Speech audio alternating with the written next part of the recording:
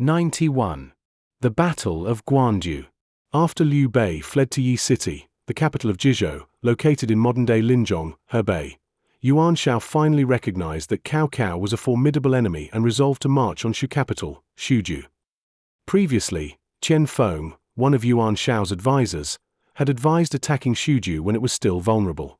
However, by now, Shuju was well fortified, and Qian Feng opposed launching an attack at this stage. He warned, "Shuju is no longer defenseless. Cao Cao, though he has fewer troops, is highly skilled in warfare and adapts quickly. We must not underestimate him. A long-term strategy would be wiser." Yuan Shao ignored Qian Feng's counsel. When Qian Feng persisted in urging caution, Yuan Shao grew impatient, accusing him of undermining morale and threw him into prison. He then issued a call to arms across the provinces, denouncing Cao Cao. Yuan Shao advances on Guanju. In the year 200 AD, Yuan Shao gathered an army of 100,000 elite troops and appointed Zhu Shou as inspector general. He led his massive force from Yi City, advancing toward Liang, modern-day Zun County, Henan. His first move was to send General Yang Liang across the Yellow River to besiege Baima, modern-day Hua County, Henan. At this time, Cao Cao had already stationed his forces at Guanju. Upon learning that Baima was under siege, he prepared to lead a relief force. His advisor Zun Yu suggested a feint strategy. "The enemy outnumbers us significantly. Direct confrontation is unwise.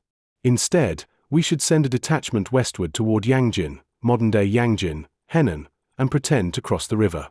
This will draw Yuan Shao's main forces away. Then, we can dispatch a fast cavalry force to strike Baima unexpectedly and crush his vanguard." Cao Cao approved the plan and executed a diversionary maneuver. Hearing that Cao Cao was preparing to cross at Yangjin, Yuan Shao dispatched a large force to intercept him. However, while Yuan Shao's army moved westward, Cao Cao personally led a cavalry detachment to launch a surprise attack on Baima.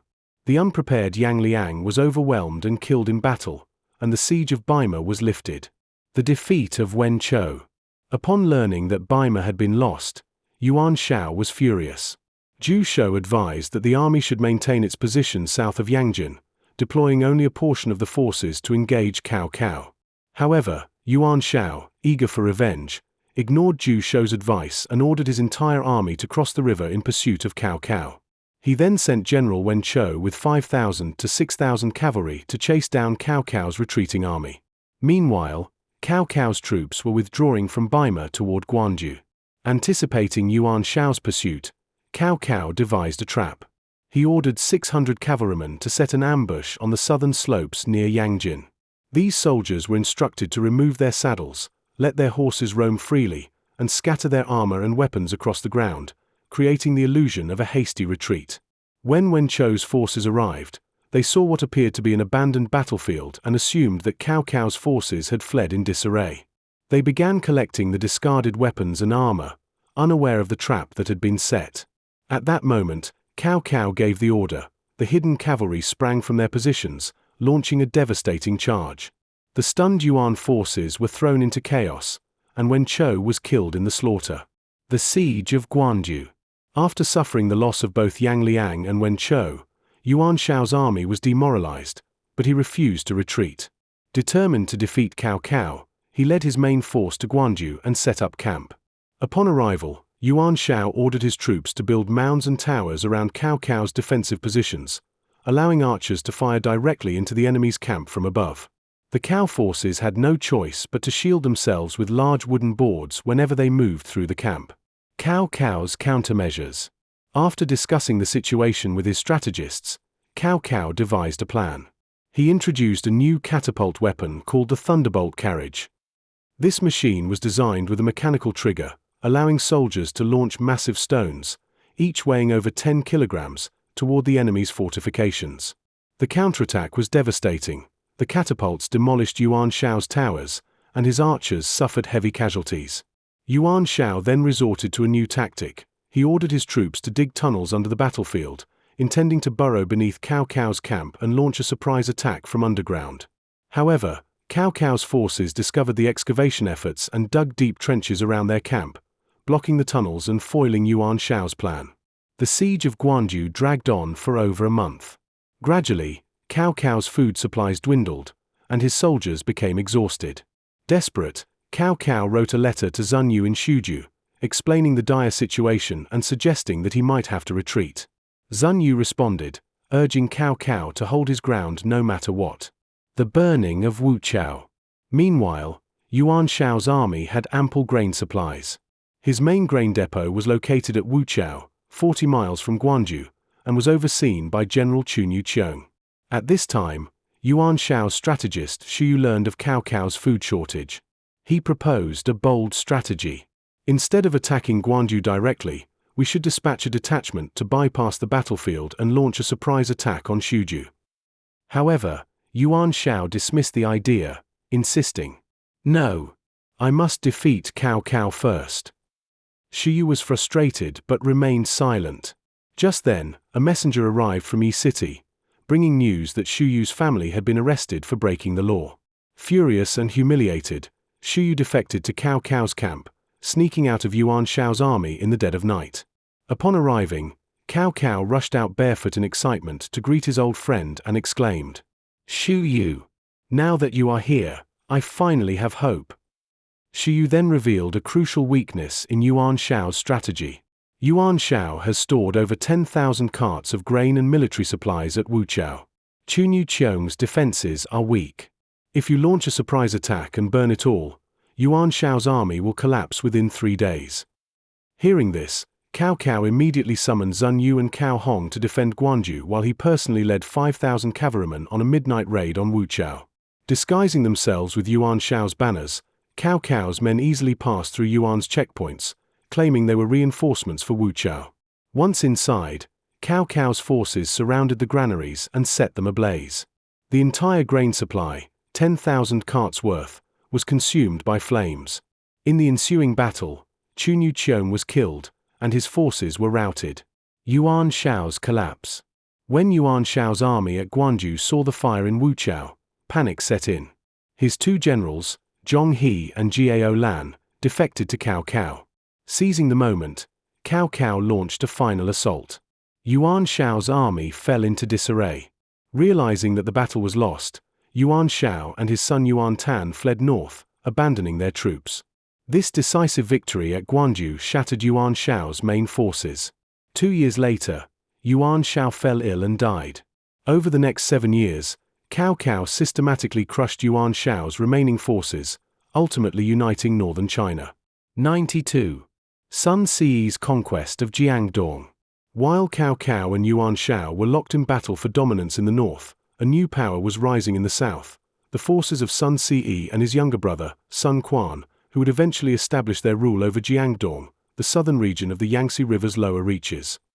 Sun Ce's father, Sun Jian, was originally governor of Changsha and a subordinate of Yuan Shu.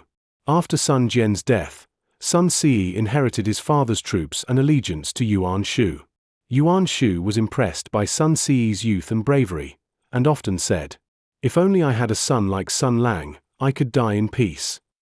However, despite his admiration, Yuan Shu never gave Sun Ce real power. When Sun Ce requested to be appointed as a commandery governor, Yuan Shu denied his request. At the time, Sun Ce's uncle, Wu Jing, was the governor of Danyang, modern Shenzhen, Anhui, but was forced out by the provincial governor of Yangzhou, Liu Yao. Sun Ce asked Yuan Shu to let him lead an army to aid his uncle and reclaim Danyang. Since Yuan Shu also had conflicts with Liu Yao, he reluctantly granted Sun Ce a force of 1,000 troops. Sun Ce's rise to power.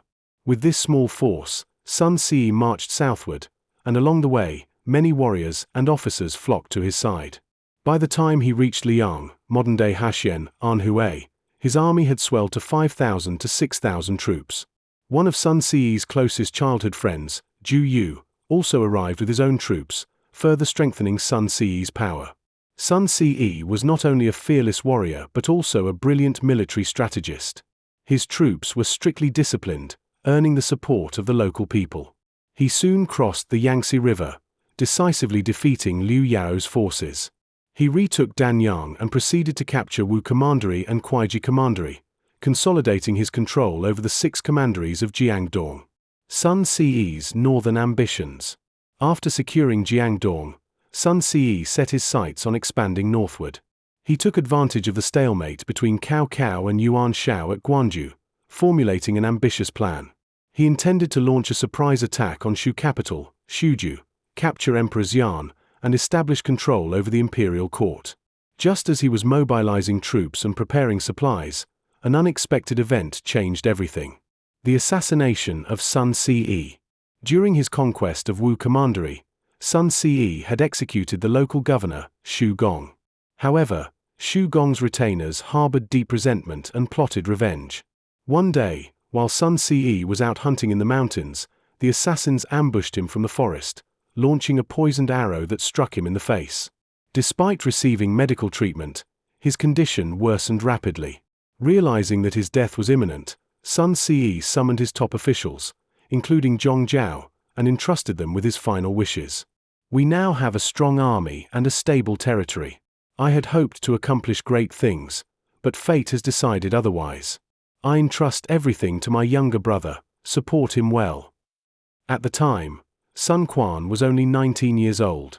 Despite his youth, he had already gained respect among the Jiangdong officials due to his ability to build strong relationships and his keen eye for talent. Before passing away, Sun Si handed the official seal to Sun Quan and told him, "In battle, you are not my equal.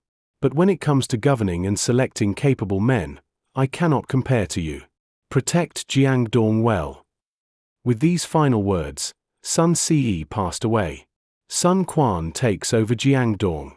Upon Sun Si's death, Sun Quan wept bitterly at his bedside. Zhong Zhao, one of Sun Si's chief advisors, consoled him and urged him, "Now is not the time for mourning. You must immediately take charge, inspect the army, and stabilize the situation." Following this advice, Sun Quan quickly donned official robes, rode to the military camp, and asserted his leadership. At the same time, he sent an urgent message to Zhu Yu, who was stationed at Ba Qi, modern-day Yeyang, Hune. Upon receiving the news, Zhu Yu rushed back to Jiangdong overnight, joining Zhong Zhao in helping Sun Quan consolidate power. At this time, although Sun Si had conquered Jiangdong, many remote regions had yet to fully submit to his rule. Some local leaders hesitated, waiting to see which way the political winds would blow. Thanks to the unwavering support of Zhong Zhao and Zhu Yu, Sun Quan was able to stabilize Jiangdong. Sun Quan strengthens his rule. Sun Quan took his brother's advice to heart, actively seeking out talented advisors and commanders. One day, Zhu Yu recommended, "I have a friend named Lu Su, a man of great insight. If you invite him to serve you, he will be an invaluable asset." Sun Quan sent envoys to invite Lu Su, and when the two met, they immediately connected. Later, during a private conversation, Sun Quan confided in Lu Su, saying, "The Han dynasty is in decline, and the empire is in turmoil. I wish to continue my father's and brother's legacy, assisting the emperor like the great hegemons Duke Huan of Qi and Duke Wen of Jin. What do you think?" Lu Su shook his head and responded, "I have carefully studied the situation. The Han dynasty will never recover. Cao Cao has grown too powerful to be eliminated. I suggest that instead of aiding the Han court, you should secure Jiangdong and bide your time. Right now, Cao Cao is preoccupied with the north and cannot focus on us. This is the perfect opportunity to seize Jingzhou, which will serve as a stepping stone toward eventual unification, just as Emperor Gaozu of Han, Liu Bang, did in his time." Hearing this, Sun Quan's mind was suddenly opened to a grander vision. However, he remained humble and replied, "How could I possibly achieve such a feat?" Thanks to Sun Quan's willingness to listen to capable advisors, Jiangdong flourished, with a strong administration and a growing military force. Cao Cao acknowledges Sun Quan's authority. Upon hearing that Sun Quan had succeeded Sun Si, Cao Cao sought to win him over, recognizing the strategic importance of Jiangdong. Under the guise of an imperial appointment, Cao Cao issued an edict from the Han court, granting Sun Quan the title of general who conquers the rebels, and governor of Kuaiji Commandery. Though this title was merely a symbolic gesture, it effectively recognized Sun Quan's rule over Jiangdong, legitimizing his power. From this point forward, Sun Quan ruled Jiangdong as an independent state, laying the foundation for what would later become the Kingdom of Wu in the Three Kingdoms era.